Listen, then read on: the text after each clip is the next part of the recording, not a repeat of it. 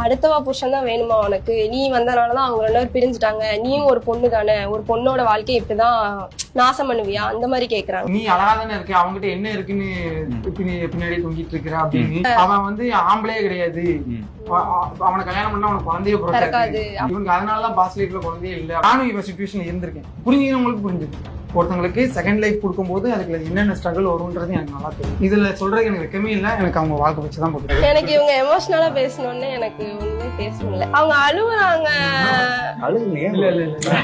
கண்ணான கண்ணே நீ கலங்காதடி, யார் போனா என்ன நான் இருப்பேனடி.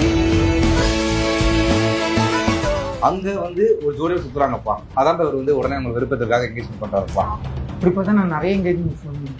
இவர் வந்து சரி ஓகே நம்ம வந்து ஹஸ்பண்ட் மெட்டீரியல் ஏத்துக்கலாம்ப்பா. எப்போனா அவங்க லைஃபை விட என் லைஃபை பத்தி நிறைய யோசிக்க ஆரம்பிச்சாங்க. என் கூட சேர்றதுனால